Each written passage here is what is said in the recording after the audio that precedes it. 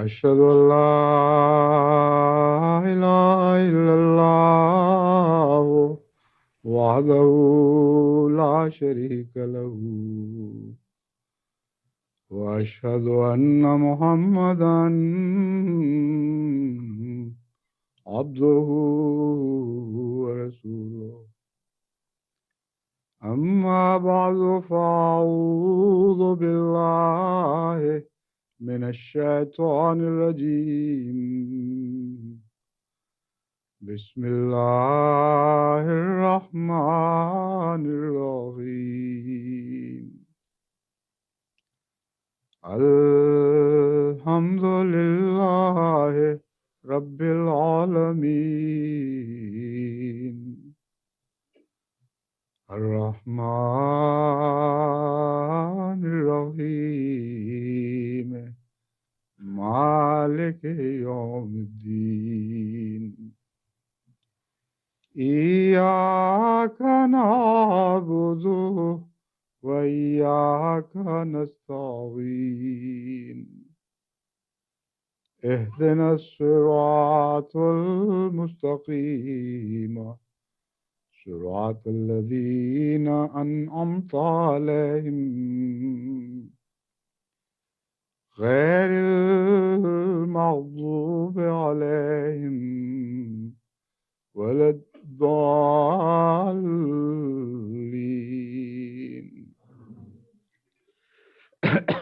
آج کا یہ خطبہ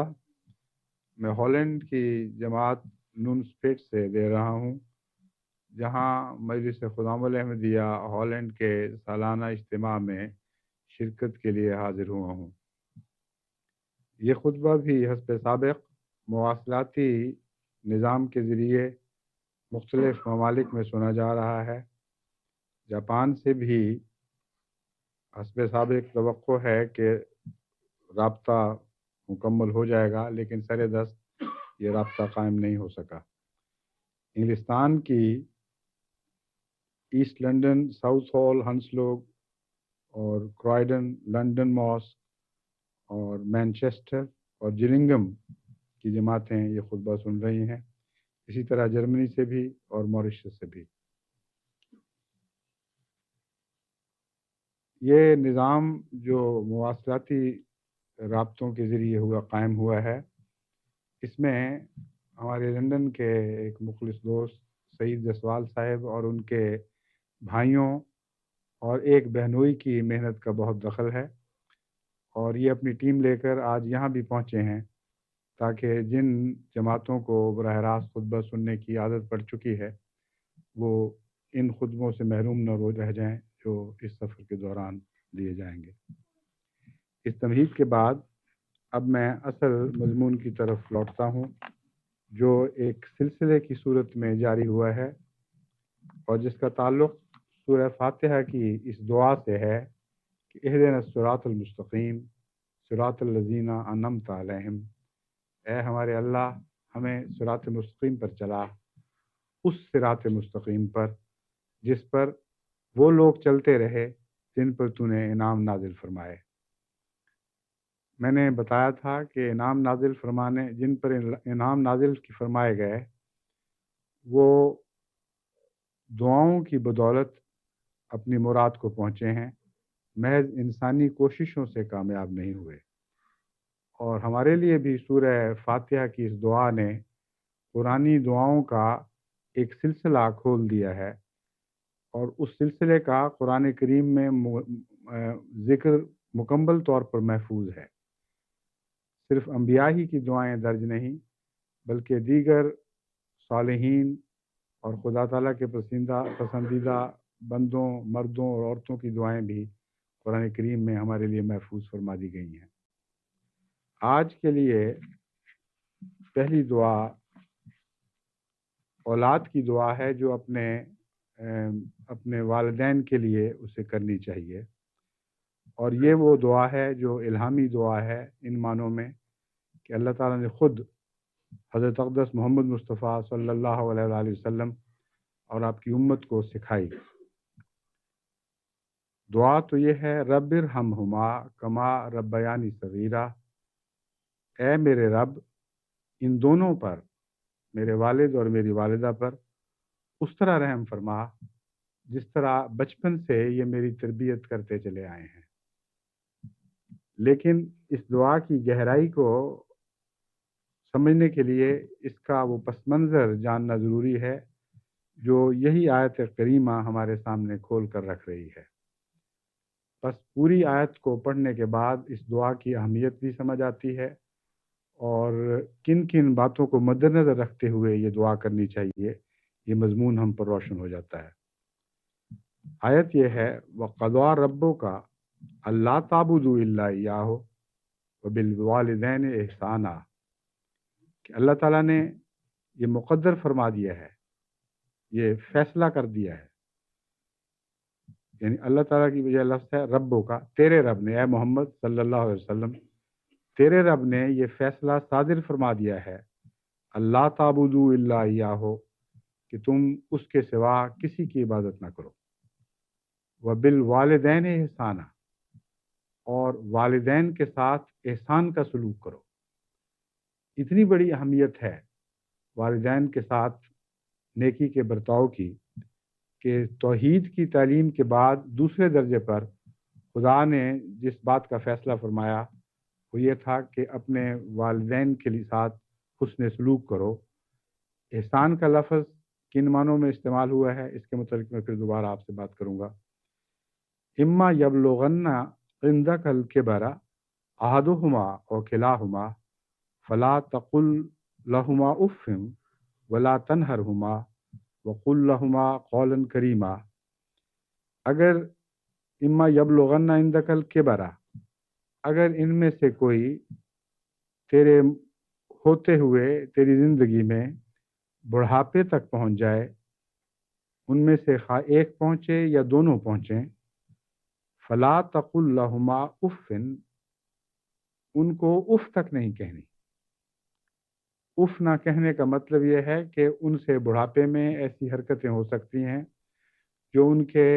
بچپن کے سلوک سے مختلف ہوں۔ بچپن میں تو وہ بڑی رحمت کے ساتھ تمہاری تربیت کرتے رہے، لیکن بڑھاپے کی عمر میں پہنچ کر انسان کو اپنے جذبات پر اختیار نہیں رہتا، زیادہ زود رنج ہو جاتا ہے،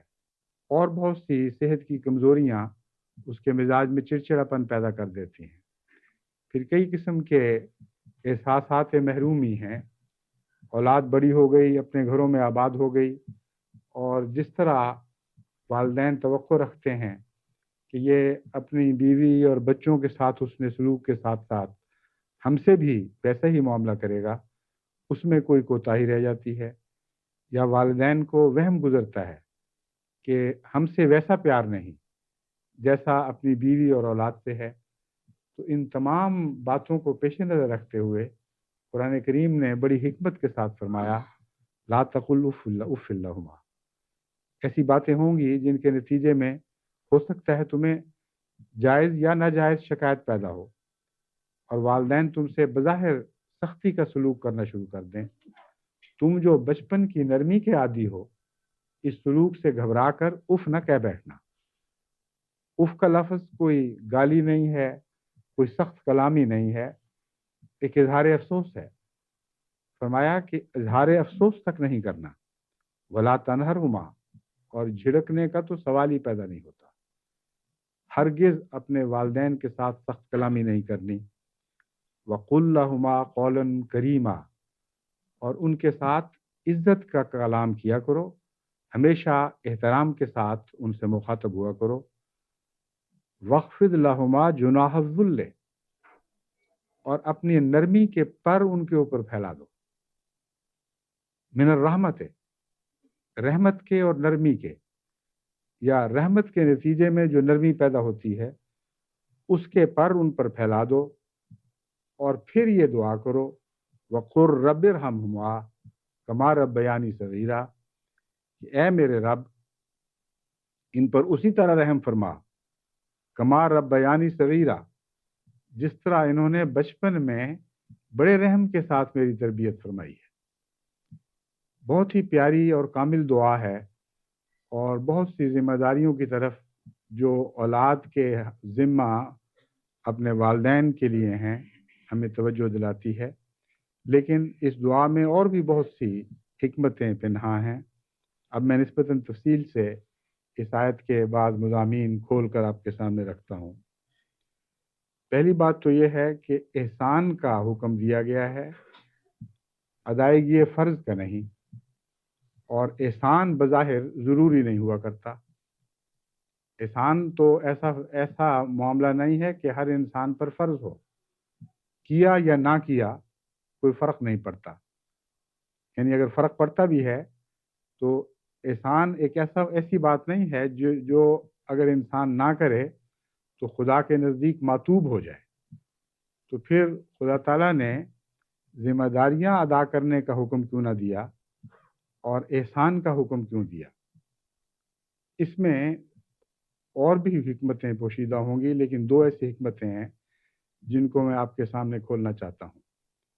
پہلی بات تو یہ ہے کہ فرض کی ادائیگی پہلے ہوا کرتی ہے اور احسان بعد میں آتا ہے۔ اگر فرض ادا نہ ہو تو احسان کا سوال ہی پیدا نہیں ہوتا۔ اس لیے قرآن کریم جو بڑی فصیح و بلیغ کتاب ہے، خدا کا کلام ہے، اس نے ایک لفظ میں اس سے پہلے ہونے والی ذمہ داریوں کا بھی ذکر فرما دیا، اور مومن سے گویا یہ توقع رکھی کہ وہ جہاں تک اس کی روزمرہ کی ذمہ داریوں کا تعلق ہے، فرائض کا تعلق ہے، وہ تو لازماً وہ پورے کر رہا ہے، ان کو نہ پورا کرنے کا سوال ہی نہیں۔ لیکن جہاں تک والدین کا تعلق ہے، محض ذمہ داریاں پورا کرنا کافی نہیں ہے، ان کے ساتھ احسان کا سلوک ہونا ضروری ہے۔ ایک یہ حکمت ہے۔ دوسری حکمت یہ ہے کہ یہاں لفظ احسان کو سمجھنے کے لیے ہمیں قرآن کریم کی ایک اور آیت کا سہارا لینا ہوگا جو اس مضمون کے لیے کنجی کی حیثیت رکھتی ہے۔ ایک دوسری جگہ اللہ تعالیٰ فرماتا ہے فَهَلْ جَزَاءُ الْإِحْسَانِ إِلَّا الْإِحْسَانُ، کہ احسان کی جزا احسان کے سوا کیا ہو سکتی ہے؟ بس یہ احسان ان کے اوپر ان معنوں میں احسان نہیں ہے جن معنوں میں ہم ایک دوسرے پر احسان کرتے ہیں۔ یہ احسان کوئی والدین کے اوپر اولاد کی طرف سے یک طرفہ نعمت نہیں ہے جو ان کو ادا کی جا رہی ہے، بلکہ خدا تعالیٰ یہ بیان فرما رہا ہے کہ والدین نے تم سے احسان کا معاملہ کیا تھا، اس لیے صرف فرض کی ادائیگی کافی نہیں ہوگی۔ جب تک تم ان سے احسان کا معاملہ نہیں کرو گے، تم اپنی ذمہ داری کو ادا کرنے والے نہیں بنو گے۔ چنانچہ فرمایا حل جزاء الاحسان الا الاحسان، احسان کی جزا تو احسان کے سوا ہے ہی کوئی نہیں۔ کوئی شخص تم پر احسان کرتا چلا جا رہا ہو اور تم اپنی روزمرہ کی ذمہ داریاں ادا کر رہے ہو، یہ کافی نہیں ہے۔ چنانچہ اس مضمون کو آیت کے دوسرے حصے نے کھول دیا، آخری حصے نے، جہاں یہ دعا سکھائی گئی رب ارحمہما کما ربیانی صغیرا، اے اللہ ان سے اس طرح رحم کا سلوک فرما جس طرح بچپن میں مجھ سے یہ رحم کا سلوک فرماتے تھے۔ صرف اپنے حقوق ادا نہیں کرتے تھے، محض مجھے زندہ رکھنے کے لیے اور روزمرہ کی ضرورتیں پوری کرنے کے لیے محنت نہیں اٹھاتے تھے، بلکہ اس سے بہت بڑھ کر مجھ سے شفقت اور رحمت کا سلوک فرمایا کرتے تھے۔ میری معمولی سی تکلیف پر یہ بے چین ہو جایا کرتے تھے، میری ادنا سی بیماری پر ان کی راتوں کی نیندیں حرام ہو جایا کرتی تھی، اور انہوں نے جو مجھ سے سلوک فرمایا وہ رحمت کا سلوک ہے۔ بس مجھے جو حکم ہے احسان کا کہ میں بھی احسان کا سلوک کروں، اے خدا میں اس احسان کا بدلہ نہیں چکا سکتا، اس لیے دعا کے ذریعے میں تجھ سے مدد چاہتا ہوں، اور جب تک تو اس بارے میں میری مدد نہ فرمائے، حقیقت میں میرے والدین کے مجھ پر اتنے احسانات ہیں کہ میں جو بھی کوشش کروں اس کے باوجود ان احسانات کو چکا نہیں سکتا۔ بس تو میری مدد فرما، رب ارحمہما، اے خدا تو رحم فرما ان کے اوپر، اور جو کمیاں میرے سلوک میں رہ جائیں گی وہ تو اپنے رحم سے پوری فرما دے، کما ربیانی صغیرہ، جس طرح بچپن میں یہ میری تربیت کرتے رہے تو ان کے ساتھ وہ سلوک فرما۔ اس دعا نے ایک اور حیرت انگیز مضمون کو ہمارے سامنے کھول دیا کہ والدین بھی جہاں تک خدا کا تعلق ہے اس کی تربیت کے محتاج ہیں، اور اف اللہما کہنے کے ساتھ جو ان کی بشری کمزوریوں کی طرف توجہ دلائی گئی ہے، وہاں بھی خدا تعالیٰ کی ربوبیت کی بہت ضرورت ہے، اور انسان تو مرتے دم تک خدا کی ربوبیت کا محتاج رہتا ہے۔ اس لیے یہ دعا بہت ہی کامل دعا ہے، اور اس کے معنی یہ بنیں گے کہ اے خدا، اگرچہ بظاہر ان کے اعضاء مزمحل ہو چکے ہیں، یہ کمزوری کی طرف لوٹ رہے ہیں، طاقت کے بعد ضعف شروع ہو چکا ہے، لیکن ضعف کے وقت زیادہ رحم کے ساتھ تربیت کی ضرورت پیش آتی ہے۔ جب میں بچہ تھا تو میرے والدین نے مجھ سے رحم کا سلوک میرے ضعف کی وجہ سے کیا، اور صغیرہ کے لفظ نے بتا دیا کہ بڑے ہو کر رحم کا معاملہ اتنا نہیں رہا کرتا جتنا بچپن میں ہوتا ہے۔ بچپن کی کمزوری ہے جو رحم کا تقاضا کرتی ہے۔ بچے کو آپ ایک بات سکھاتے ہیں، وہ چلنا سکھائیں تو بار بار گرتا ہے، بولنا سکھائیں تو بار بار غلطیاں کرتا ہے، تتلاتا ہے، سبق پڑھائیں تو اس کو پڑھا ہوا سبق بار بار بھولتا چلا جاتا ہے، لفظ آپ رٹا بھی دیں تو پھر اگلی دفعہ جب سنتے ہیں تو پھر اس لفظ میں وہی غلطیاں کرنے لگ جاتا ہے۔ بعض دفعہ بچے کو پڑھانا اعصاب شکن ہوتا ہے، اور حقیقت میں جب تک رحم کا معاملہ نہ کیا جائے اس وقت تک بچے کی صحیح تعلیم نہیں ہو سکتی۔ چنانچہ بعض والدین جو جہالت سے حوصلہ چھوڑ بیٹھتے ہیں، وہ بچپن سے بجائے رحم کے سختی کا معاملہ شروع کر دیتے ہیں، اور سختی کے ساتھ بچے کی تربیت ہو نہیں سکتی۔ اس میں بغاوت پیدا ہو جاتی ہے، اس میں سخت رد عمل پیدا ہوتے ہیں، اور بجائے اس کے کہ اس کی تربیت ہو، اس کے اندر بچپن ہی سے نقائص بیٹھ جاتے ہیں۔ بس اس آیت کریمہ نے اس حکمت کو بھی ہمارے سامنے روشن کر دیا کہ وہ والدین جو اچھی تربیت کرنے والے ہوں، وہ بچپن میں رحم کے ساتھ تربیت کیا کرتے ہیں، اور وہ لوگ جن کو یہ دعا سکھائی گئی ہے، کیونکہ دراصل حضرت محمد مصطفیٰ صلی اللہ علیہ وآلہ وسلم اور آپ کے ساتھی ہیں، آپ کے غلام ہیں، اس لیے ان کے والدین سے بہترین توقعات بھی پیش فرمائی گئیں، اور یہ بیان کیا گیا کہ جس طرح ہمارے والدین بچپن میں ہماری کمزوریوں کے پیش نظر ہم سے سختی کرنے کی بجائے رحمت کا معاملہ کیا کرتے تھے، اور تربیت میں بار بار بخشش کا سلوک فرماتے تھے، اسی طرح اے خدا، اب میرے والدین کمزور ہو چکے ہیں، تو ان کی غفلتوں اور کمزوریوں سے درگزر فرما، اور ان کے ساتھ بخشش اور رحمت کا سلوک فرما۔ اس ضمن میں ایک بات یہ بھی یاد رکھنے کے لائق ہے کہ کما کے لفظ نے ہمیں ہماری بہت سی ذمہ داریوں کی طرف توجہ دلا دی، جو صرف والدین کی طرف نہیں بلکہ اپنی اولاد اور آئندہ نسلوں کی طرف ہمیں متوجہ کرتی ہیں،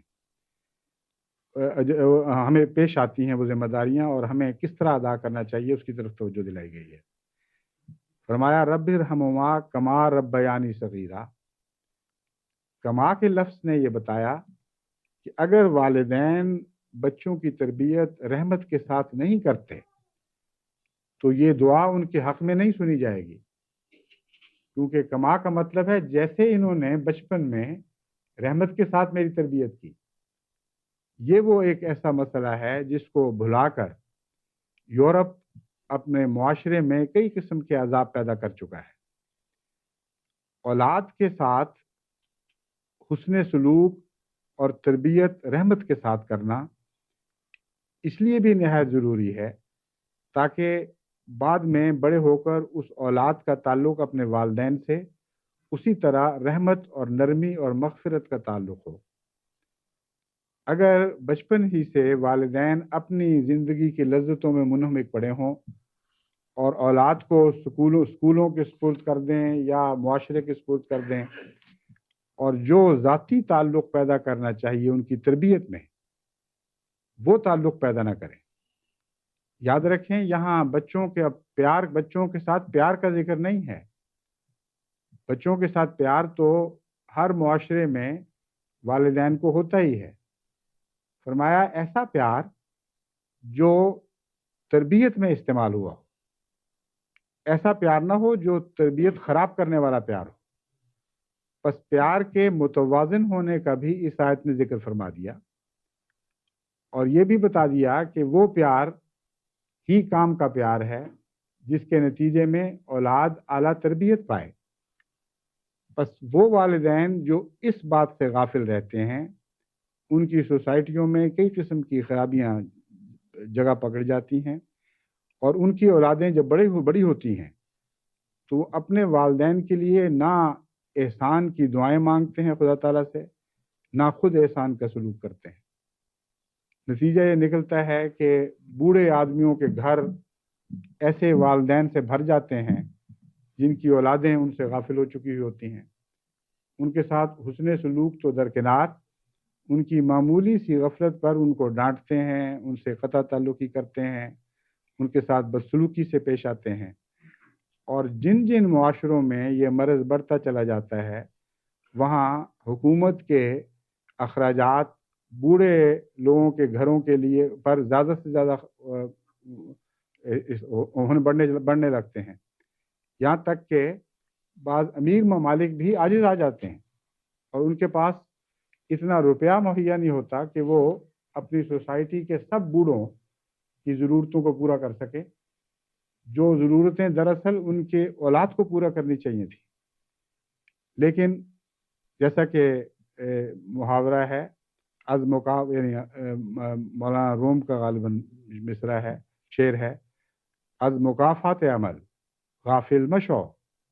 गंदम अज़ गंदम बेरूयत जौज़ जो, कि आमाल के जो असरात मुतरतब होते हैं उनसे गाफिल न रहना। गंदम अज़ गंदम बेरूयत जौज़ जो, गंदम का बीज डालोगे तो गंदम ही उगेगी, और जौ बोगे तो जौ ही उगेंगे। इसलिए पहली नस्लों के साथ आने वाली नस्लों का ताल्लुक दरअसल उस ताल्लुक का आयनादार है जो पहली नस्लों ने अपनी छोटी नस्लों से रखा था। अगर उसमें शफकत थी, उसमें सिर्फ शफकत नहीं थी बल्कि तरबियत के लिए इस्तेमाल होने वाली शफकत थी। अगर रहमत का सलूक था और उस रहमत के नतीजे में औलाद के साथ बहुत ही हिकमत के साथ बर्ताव किया गया ताकि उनके अखलाक बिगड़े नहीं बल्कि संवरते चले जाएं, इस रंग में उनकी तरबियत की गई और रहम के नतीजे में ज़्यादा तवज्जो दी गई तरबियत की तरफ। तो इनकी ऐसे लोगों की औलादें फिर वो अल्लाह ताला के फजल के साथ इस एहसान को याद रखते हुए फितरी तौर पर अपने वालिदैन के लिए आखिर वक्त तक नरम रहती हैं और उनके साथ उनके ताल्लुक कट नहीं सकते। ऐसी सोसाइटी में कोई जनरेशन गैप पैदा नहीं हो सकता, क्योंकि जनरेशन गैप एक बहुत ही ख़तरनाक इस्तिलाह है और आज की तरक्की याफ्ता दुनिया की इजाद है। वरना कदीम सोसाइटियों में आज तक जनरेशन गैप का कोई सवाल पैदा नहीं होता। ये तालीम और तरक्की की निशानी नहीं है, बल्कि कुरान करीम ने जो हिकमत बयान फरमाई है उसको नज़रअंदाज करने के नतीजे में ये बीमारी पैदा होती है कि एक जनरेशन अपनी छोटी जनरेशन के साथ मोहब्बत का ताल्लुक छोड़ देती है और तरबियत से गाफिल हो जाती है। तो वो नस्ल जब बड़ी होती है अपनी पहली नस्ल से बहुत दूर हट चुकी होती है, उनके दरमियान फासले पैदा हो जाते हैं और वो फासले फिर बढ़ते चले जाते हैं नस्ल बाद नस्ल, बजाय इसके कि वो कम होने लगे। इसलिए ये दुआ जो सिखाई गई इसका पस मंज़र भी खूब खोल कर बयान फरमा दिया गया, और इसका जो बीच का हिस्सा है वो है वक़्फ़िद लहुमा जुनाह ज़ुल्ले मिनर रहमत। ए बच्चों, तुम अपने वालिदैन के लिए इस तरह नरमी के पर फैला दो जैसे परिंदे अपने चूज़ों के ऊपर अपने छोटे छोटे बच्चों को अपने परों में ढांप लेते हैं। यहाँ पर का इस्तेमाल इसलिए किया गया ताकि परिंदों का अपने बच्चों के साथ सलूक ایک تصویر کی صورت ہماری نظروں کے سامنے ابھر آئے، اور فرمایا کہ اس طرح ان کے اپنے والدین کے ساتھ پیار اور محبت کا سلوک کرو جس طرح پرندے اپنے بچوں کو پالتے ہیں، ان کی نگہداشت کرتے ہیں جو کلیتاً ان پر محتاج ہوتے ہیں۔ یہاں انسانوں سے ہٹ کر پرندوں کی مثال دی گئی ہے۔ دراصل جناح کا لفظ محاورہ ہے، ضروری نہیں کہ پر کے لیے استعمال ہو، ایک صفت کے بیان کے لیے بھی استعمال ہوتا ہے، لیکن کیوں استعمال ہوتا ہے اس کی وجہ یہ ہے کہ اس سے پرندوں کی طرف ذہن منتقل ہو جاتا ہے، کیونکہ پرندوں کے پر ہوتے ہیں، اور پرندے اپنے بچوں کی بعض دفعہ اس طرح لمبے عرصے تک تربیت کرتے ہیں کہ نہ وہ دیکھ سکتے ہیں بچے، نہ سن سکتے ہیں، نہ کھا سکتے ہیں، ان کی چونچوں کو ٹھونگے مار مار کے وہ خوراک کے لیے کھلواتے ہیں، اور جب تک وہ اس لائق نہیں ہو جاتے کہ خود آزاد زندگی بسر کر سکیں اس وقت تک پرندوں کے والدین مسلسل محنت کرتے چلے جاتے ہیں۔ پھر اس میں ایک اور بھی حکمت ہے کہ پرندے اپنے بچوں کے لیے دونوں محنت کرتے ہیں، اور صرف ماں پر نہیں چھوڑا جاتا۔ اور قرآن کریم نے جو ہمیں دعا سکھائی اس میں بھی اس مضمون کو کھول دیا گیا ہے۔ آج کل کے جدید معاشروں میں ایک یہ بھی خرابی ہے، اور ہمارے قدیم معاشروں میں بھی یہ خرابی ہے، بلکہ بعض صورتوں میں تیسری دنیا کے ممالک میں یہ خرابی ترقی یافتہ ممالک سے بہت زیادہ پائی جاتی ہے، کہ لوگ سمجھتے ہیں کہ ماں کا کام ہے تربیت کرے اور والدین اس میں دخل نہیں دیتے، والدین ساتھ مل کر محنت نہیں کرتے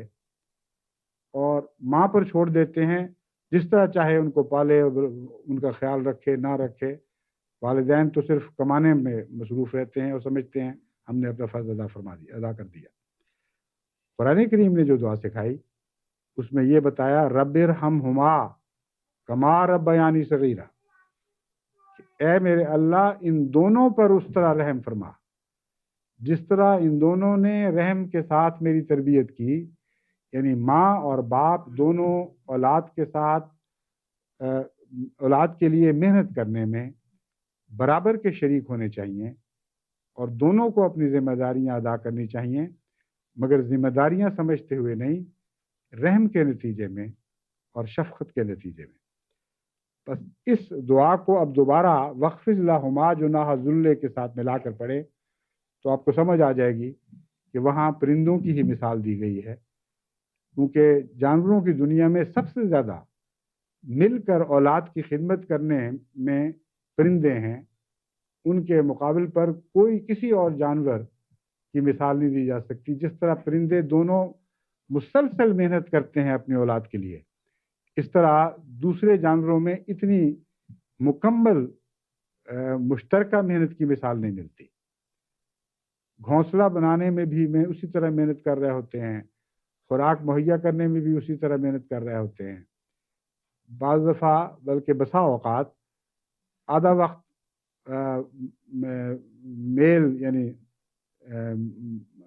میل پرندہ اس کو نر پرندہ بیٹھتا ہے اور آدھا وقت انڈوں پر مادہ پرندہ بیٹھتی ہے، اور پھر جہاں تک خوراک مہیا کرنے کا تعلق ہے اس میں بھی دونوں محنت کرتے ہیں، مگر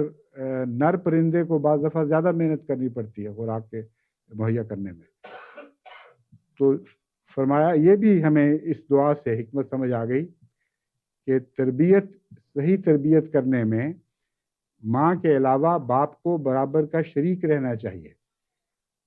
اور جہاں ماں اور باپ مل کر اولاد سے حسن سلوک کر رہے ہوں وہاں طلاقیں شاذ کے طور پر واقع ہوں گی، وہ گھر نہیں ٹوٹا کرتے۔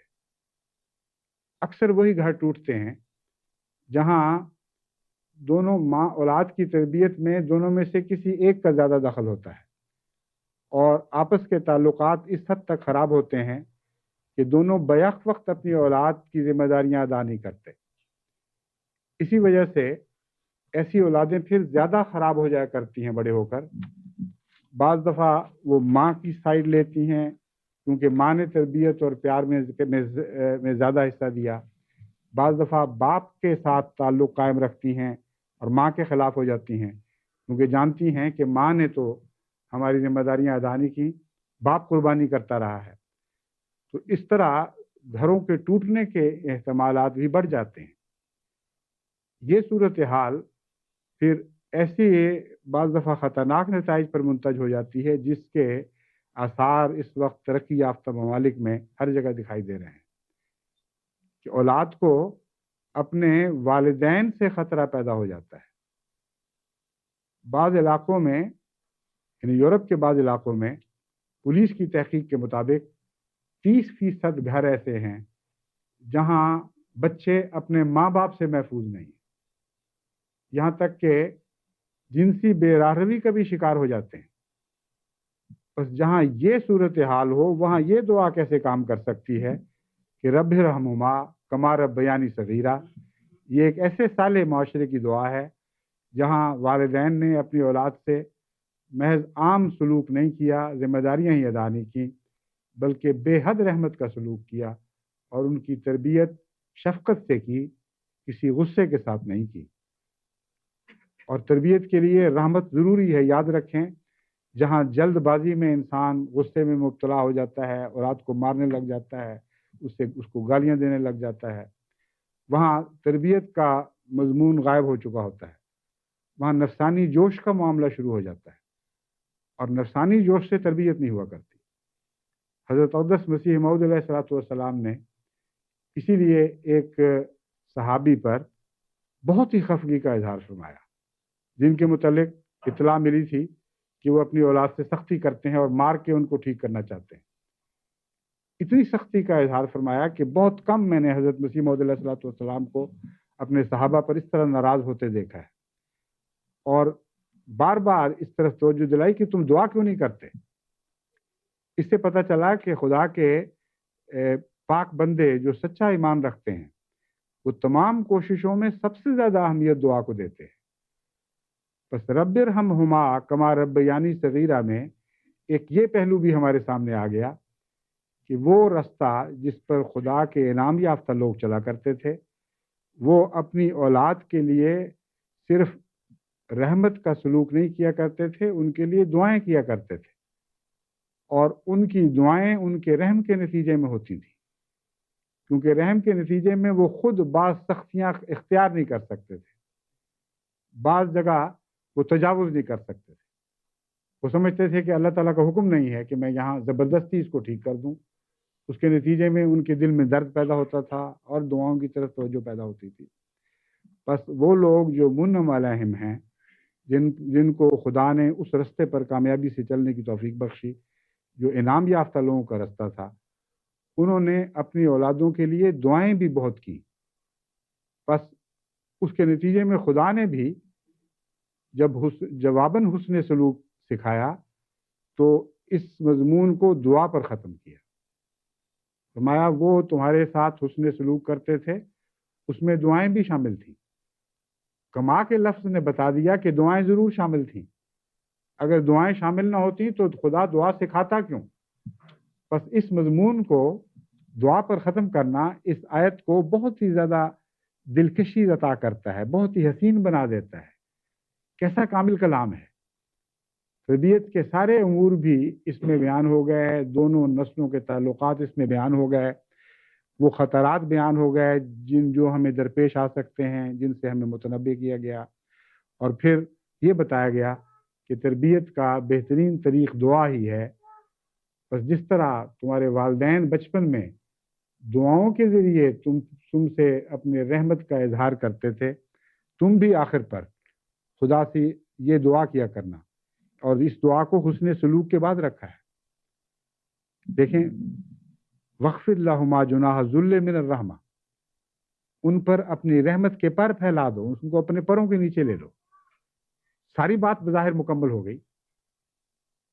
پھر فرمایا نہیں مکمل ہوئی، جب تک یہ دعا ساتھ نہیں کرو گے اس وقت تک تم حقیقت میں احسان کا بدلہ احسان کے ذریعے نہیں دے سکو گے۔ بس اس دعا نے اس مضمون کو مکمل کیا۔ اس دعا کے وقت ان سب باتوں کو اگر ہم پیش نظر رکھیں تو اس دعا میں بہت گہرائی پیدا ہو جاتی ہے اور بہت عظمت پیدا ہو جاتی ہے، اور یہ دعا اگلوں کے لیے بھی مفید ہے اور گزرے ہوئوں کے لیے بھی مفید ہے، اور ہر طرف برابر اثر دکھاتی ہے۔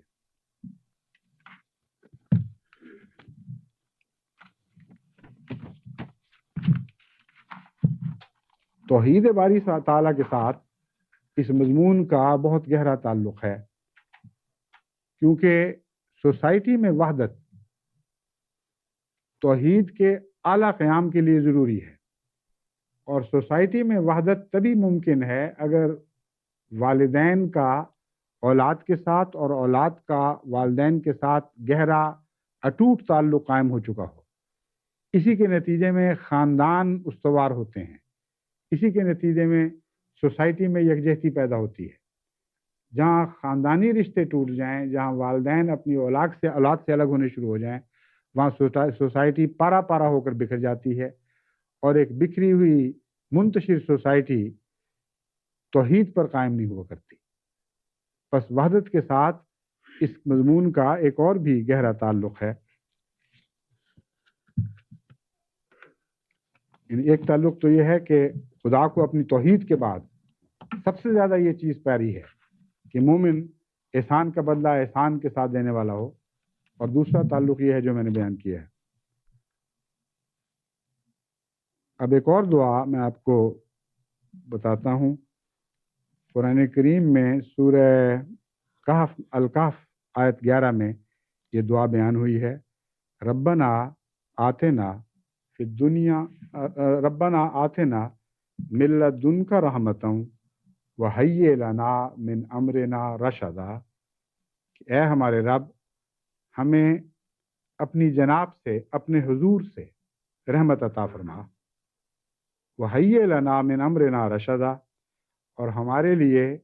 اپنی جناب سے ہدایت اور رشد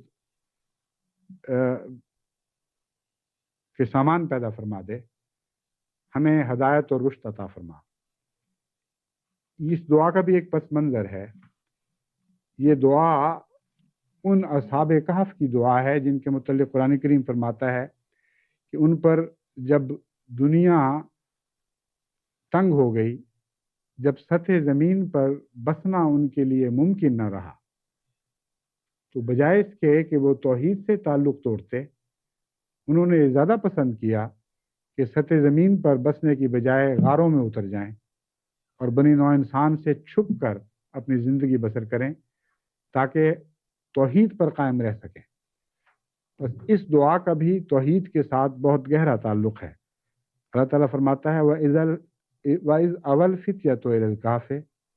فَقَالُوا رَبَّنَا آتِنَا مِن لَّدُنكَ رَحْمَةً وَهَيِّئْ لَنَا مِنْ أَمْرِنَا رَشَدًا، اور یاد کرو اس وقت کو کہ جب نوجوانوں کی ایک جماعت، فتیہ سے مراد نوجوانوں کی جماعت ہے، غار میں داخل ہونے لگے، غاروں کی طرف مائل ہو گئے، اور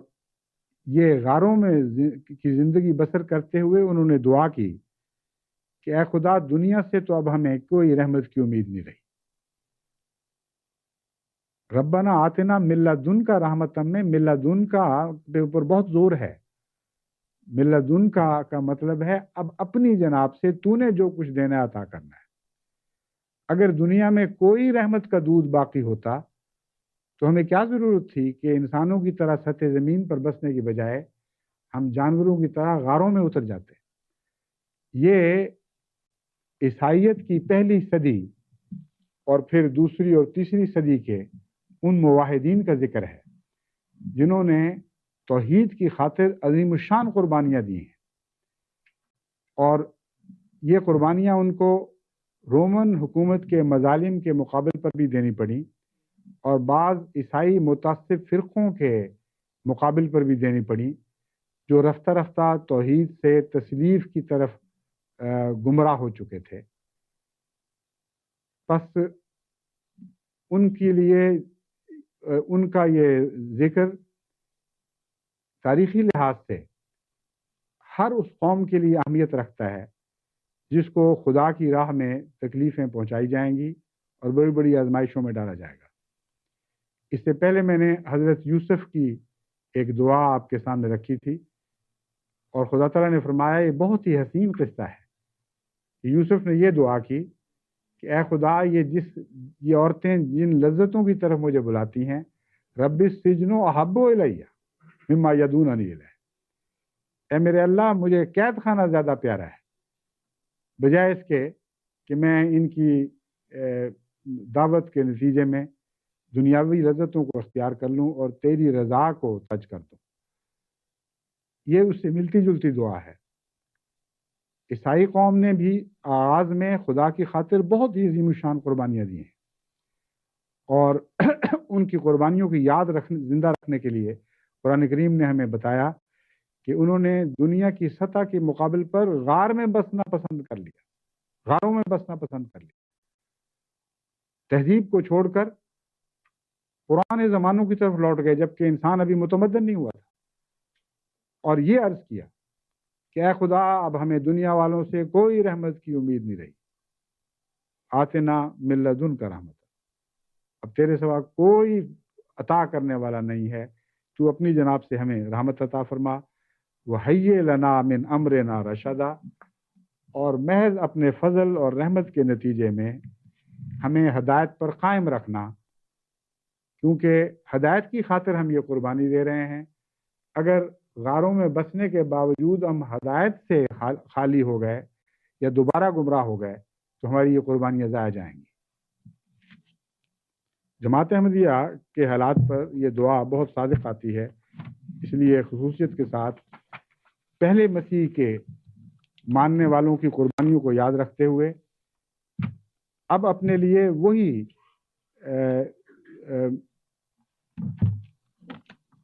ترجیحات قائم رکھیں جو پہلے مسیح کے ماننے والوں نے اپنے لیے قائم رکھی تھی،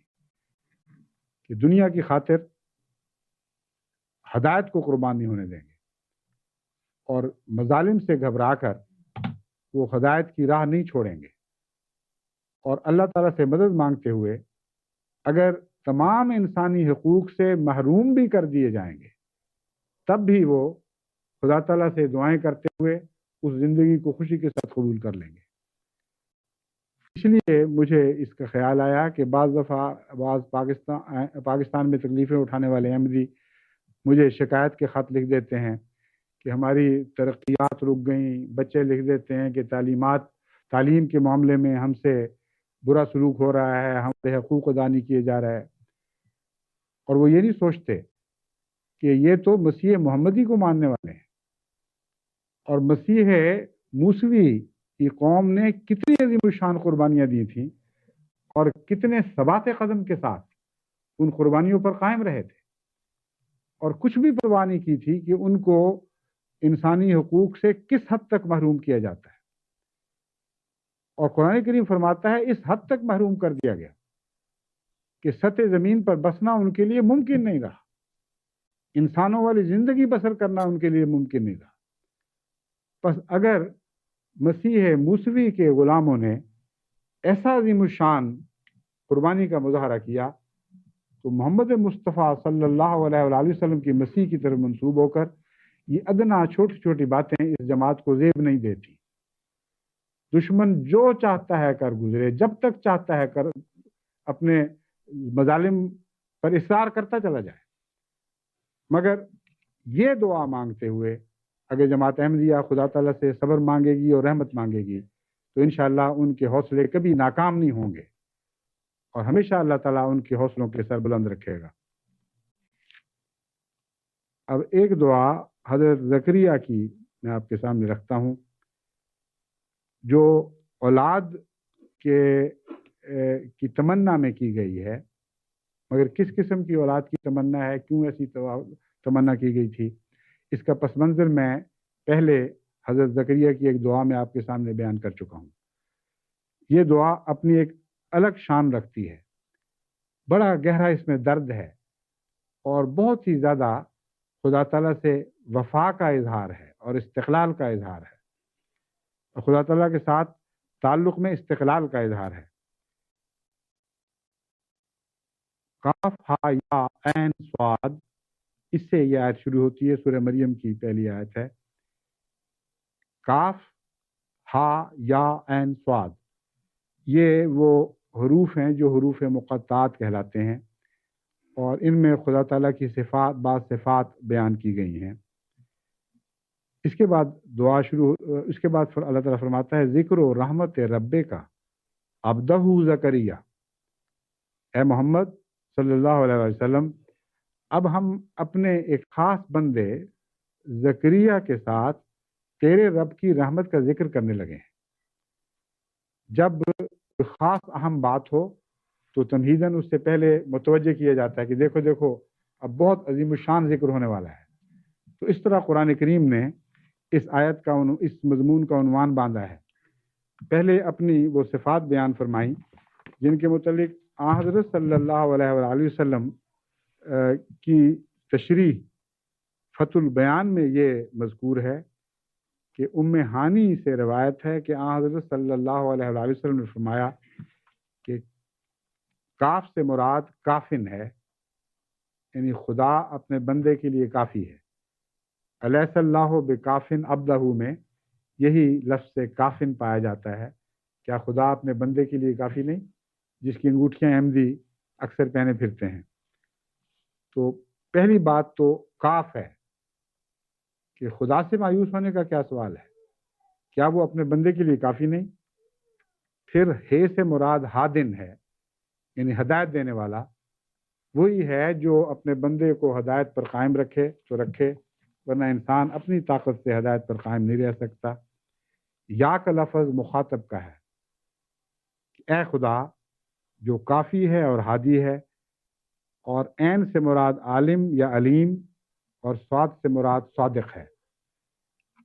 عالم ان معنوں میں کہ وہ، یعنی اس لیے اس موقع پر اس کا استعمال ہوا ہے کہ خدا تعالیٰ بہتر جانتا ہے کہ کسی کے لیے کوئی اولاد مفید ہے یا نہیں ہے، کیوں اولاد عطا فرماتا ہے، کیوں نہیں کرتا، اولاد عطا نہیں فرماتا۔ اور صادق ان معنوں میں کہ اگر وہ وعدہ کر لے تو وہ ضرور پورا ہوتا ہے، خواہ بظاہر اولاد کے پیدا ہونے کا کوئی امکان بھی باقی نہ ہو۔ بس ان صفات الہی کے ذکر کے بعد فرمایا اب ہم تجھ سے اپنے ایک بہت ہی پیارے بندے زکریا کے ساتھ اپنے حسن سلوک کا ذکر کرتے ہیں۔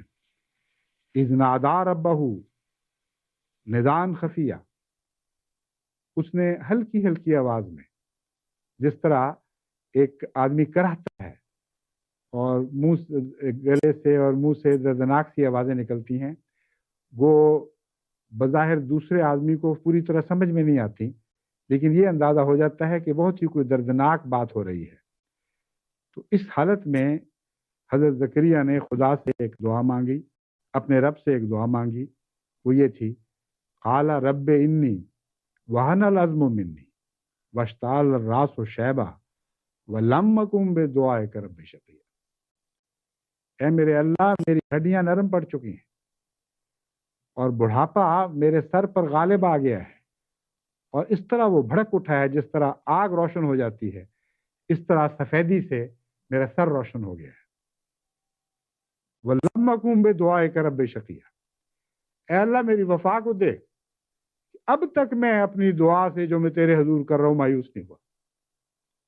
کتنی عظیم الشان دعا ہے۔ ایک بوڑھا آدمی جس کی ہڈیاں گل گئی ہوں، جس میں پوری طرح کھڑے ہونے کی طاقت نہ رہی ہو، اس کے بال سفید ہو چکے ہیں، اور صرف یہی نہیں بلکہ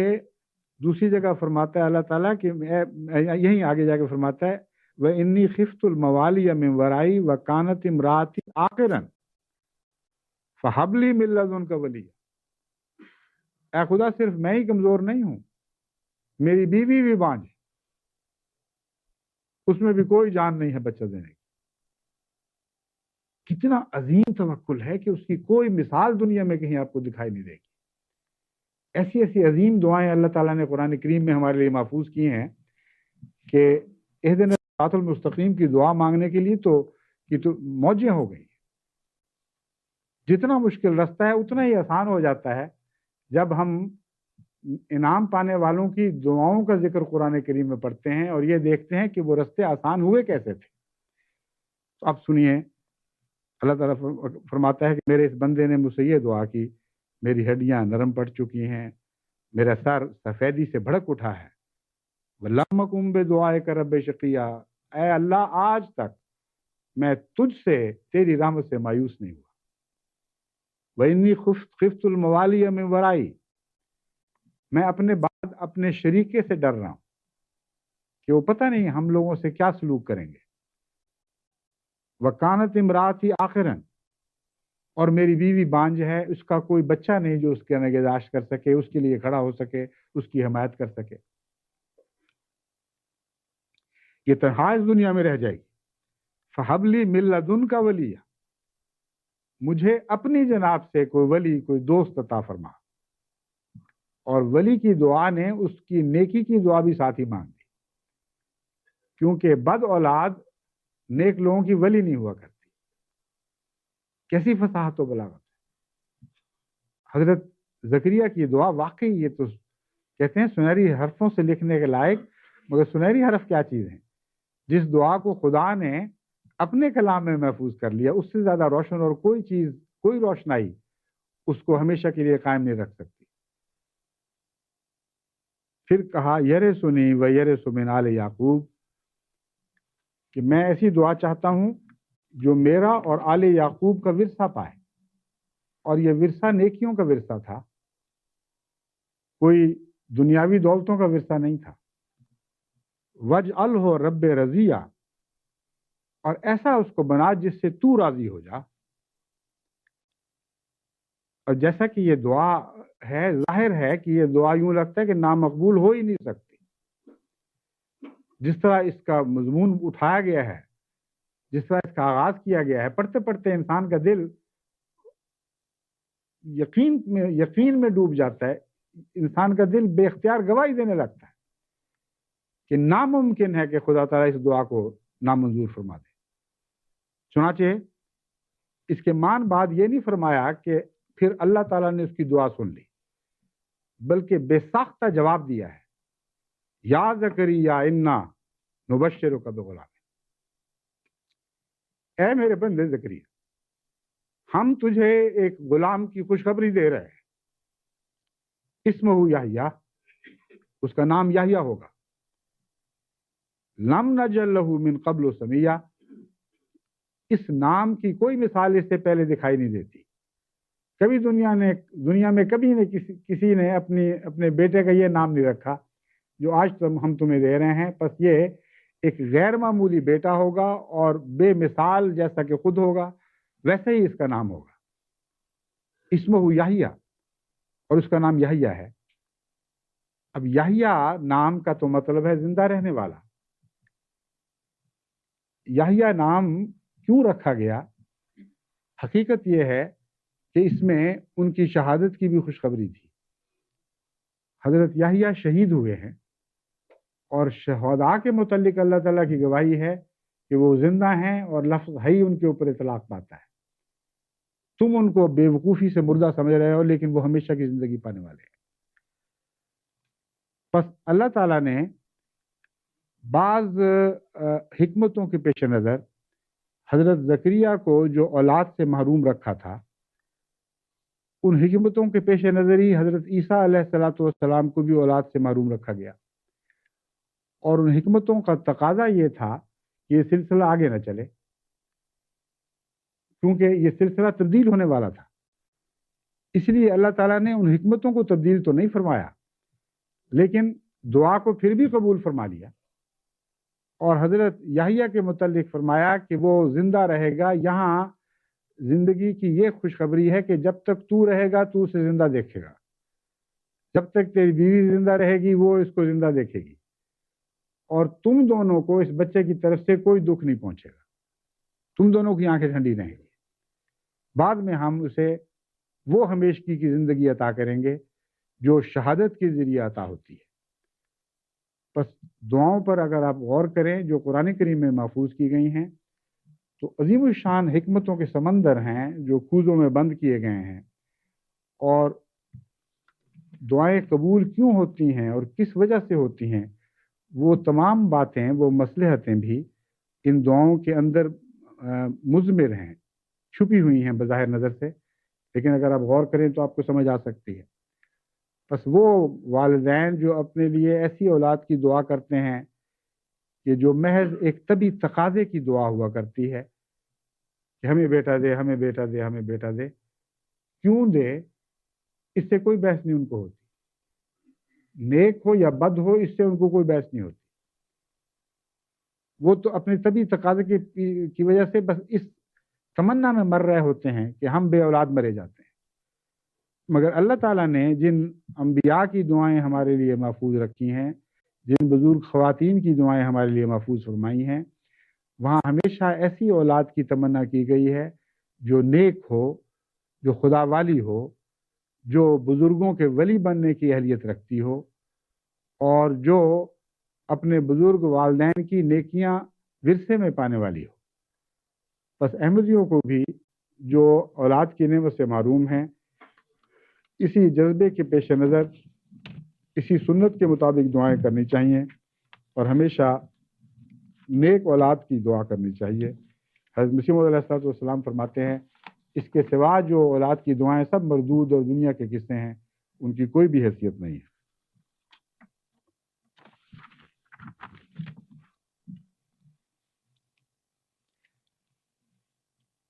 اب ایک دعا حضرت موسیٰ علیہ السلام کی بیان کر کے پھر میں سر دست اس مضمون کو یہاں ختم کروں گا، کیونکہ آج خدام کا اجتماع ہے اور بھی بہت سے پروگرام ہونے والے ہیں۔ باقی مضمون انشاءاللہ بعد میں جاری رہے گا۔ حضرت موسیٰ کی یہ دعا قرآن کریم میں مذکور ہے، قال رب اشرح لی صدری، اے میرے اللہ میرا سینہ کھول دے، اے میرے رب میرا سینہ کھول دے، ویسر لی امری،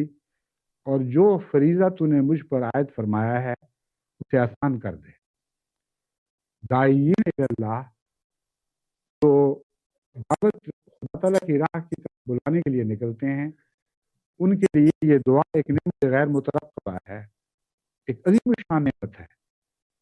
اس دعا کو ذہن میں رکھ کر اور اسی طرح یہ دعا کرتے ہوئے جس روح و جذبے کے ساتھ حضرت موسیٰ نے دعا کی تھی، اگر کوئی داعی اللہ وقت کے بڑے بڑے جابر کو بھی دعوت دینے کے لیے نکلے گا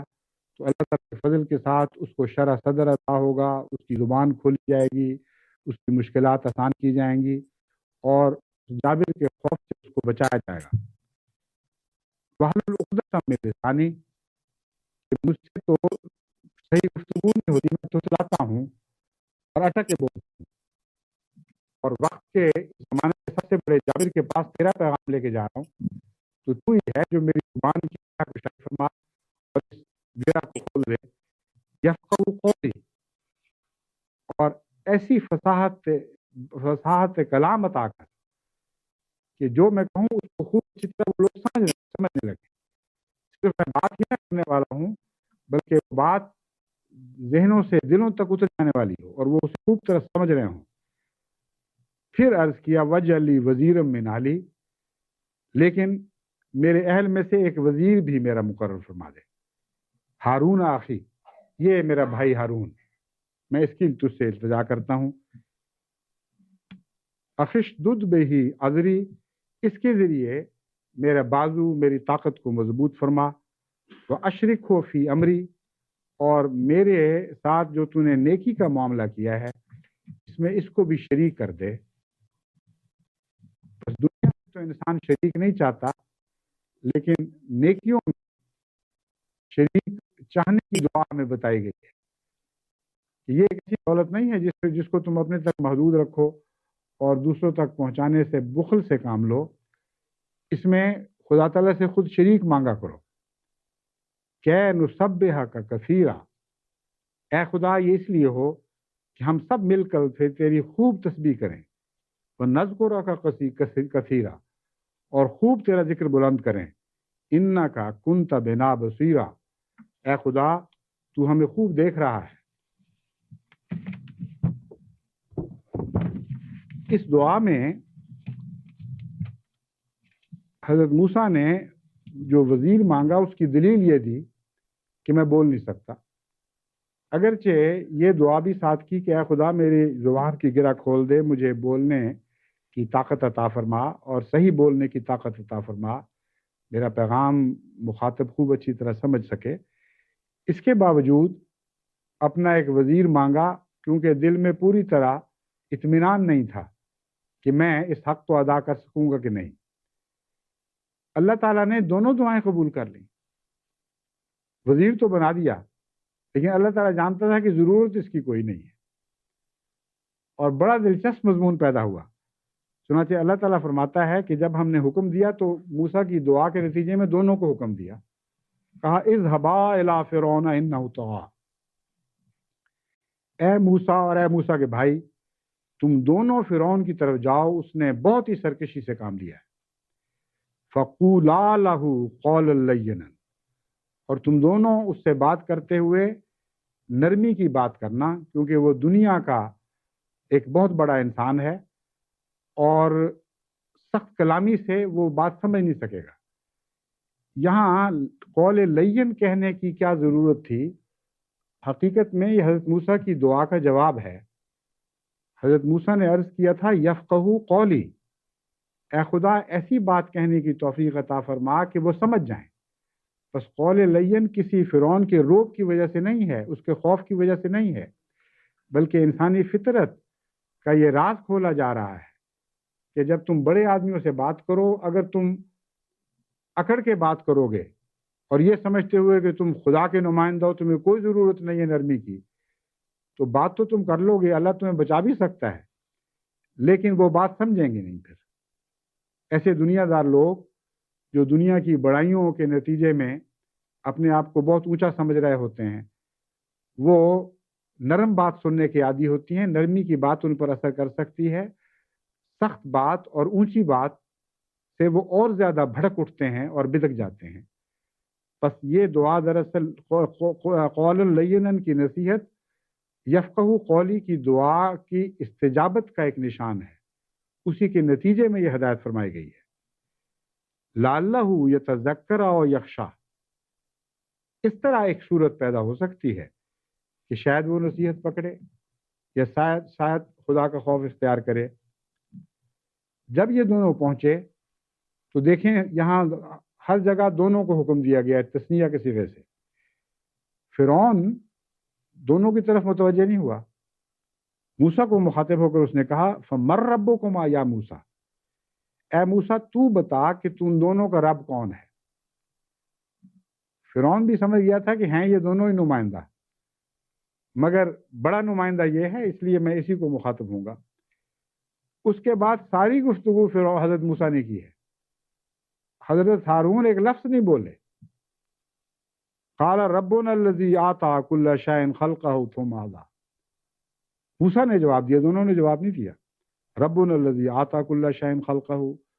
وہی ہمارا رب ہے جس نے ہر چیز کو خلقت عطا فرمائی ہے، ثم هدى، پھر اسے ہدایت کے راستے پر ڈال دیا۔ بس دیکھیں کس لطافت اور باریکی کے ساتھ ساری دعا قبول ہوئی ہے۔ اللہ تعالیٰ جانتا تھا کہ موسیٰ کو طاقت عطا کی جائے گی اور اسے کسی وزیر کی ضرورت نہیں ہوگی، مگر چونکہ اس بندے سے اپنے اس عاجز بندے سے خدا کو بہت پیار تھا اور اس نے نیکی میں ایک شریک مانگا تھا، اس لیے خدا نے وہ دعا بھی قبول کر لی اور واحلل عقدۃ من لسانی والی دعا بھی قبول کر لی، شرح صدر بھی عطا فرما دیا۔ اور سارے قرآن کریم میں جہاں بھی فرعون کے ساتھ مکالمے کا ذکر ہے، وہاں ہر جگہ آپ صرف حضرت موسیٰ کو بات کرتے ہوئے سنیں گے، اور کہیں بھی حضرت ہارون کا کوئی ذکر فرعون سے گفتگو کرنے میں موجود نہیں۔ بس داعین اللہ کو چاہیے کہ وہ بھی اپنے لیے مددگار مانگیں، اپنے بھائیوں کو اپنا شریک بنائیں، ان روحانی نعمتوں میں ان کو اپنا ساتھی بنائیں جو وہ خدا تعالیٰ سے پاتے ہیں، اس میں کنجوسی نہ کریں، لیکن دعا یہ کریں کہ اللہ تعالیٰ انہیں خود کفیل بنا دے اور اس لائق ٹھہریں کہ ان کی باتیں تمام ہر مخاطب غور اور تدبر سے سنے، ذکر الہی کا اس کے دل پر اثر پڑے، خدا کا خوف کرے اور بات کو سمجھنے لگے۔ اللہ تعالیٰ ہمیں اس کی توفیق عطا فرمائے۔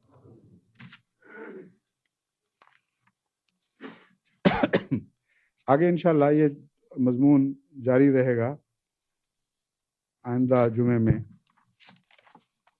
لیکن خطبہ ختم کرنے سے پہلے میں ایک اور دعا کی بھی تحریک کرنا چاہتا ہوں۔ جاپان کی جماعت ماشاءاللہ باوجود بہت چھوٹی جماعت ہونے کے اور درمیانے درجے کی مالی لحاظ سے ہونے کے باوجود قربانیوں میں بہت نمایاں ہو چکی ہے۔ ایک تو یہ دعا کریں کہ اللہ تعالیٰ ان کی قربانیوں کی استطاعت بڑھائے اور استقامت عطا فرمائے، اور یہ وقتی قربانیاں نہ ہوں بلکہ دن بدن آگے بڑھنے والی ہوں، اور جس طرح وہ قربانیاں کرتے ہیں اس سے بہت زیادہ اللہ تعالیٰ اپنی جناب سے ان کی استطاعت بڑھاتا چلا جائے۔ خصوصیت کے ساتھ اس لیے یہ توجہ پیدا ہوئی کہ جب میں جاپان گیا تو اگرچہ وہاں ہمارے 2 مشن ہیں لیکن باقاعدہ مسجد نہیں ہے، اور مسجد کے لیے زمین خریدنا ہی بہت مشکل کام ہے۔ ایک تو جگہ نہیں ملتی آسانی سے، دوسرے بہت مہنگی زمینیں ہیں، اور جماعت چھوٹی سی ہے، اس میں یہ طاقت نہیں ہے کہ اتنی بڑی مسجد اتنی جگہ خرید سکے۔ چنانچہ ابھی آنے سے پہلے مجھے جماعت جاپان کی مجلس شورا کے فیصلے پہنچے ہیں، ان میں انہوں نے بڑی ہمت کے ساتھ یہ فیصلہ کیا ہے کہ ہم خالصتاً اپنی طاقت سے کام لیتے ہوئے، خود کفیل ہوتے ہوئے آئندہ 3 سال کے اندر جاپان میں پہلی احمدیہ مسجد بنائیں گے، اور پہلے سال کے لیے انہوں نے 3 لاکھ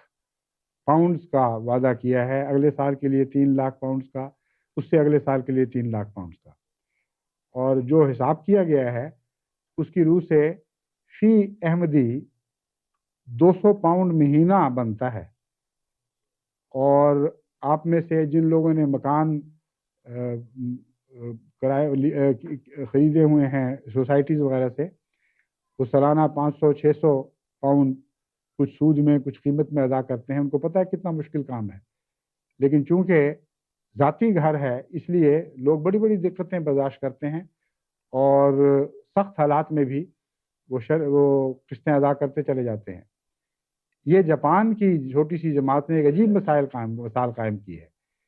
کہ خدا کے گھر کے لیے ساری جماعت نے اوسطاً 200 پاؤنڈ مہینے کے چندے کی ذمہ داری قبول کر لی ہے، اور انہوں نے عہد کیا ہے کہ جس طرح بھی ہو ہم انشاءاللہ آئندہ 3 سال میں پہلی باقاعدہ مسجد جاپان میں بنا کر چھوڑیں گے۔ تو دعا کریں اللہ تعالیٰ ان کو اس عزم کو پورا کرنے کی بھی توفیق عطا فرمائے، ان کی استطاعت بڑھائے، ان کے حوصلے بلند رکھے، ان کو اپنی نیکیوں پر ہمیشہ قائم رہنے کی توفیق بخشے،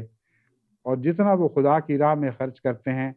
اس سے بہت زیادہ غیب سے ان کو عطا کرتا چلا جائے۔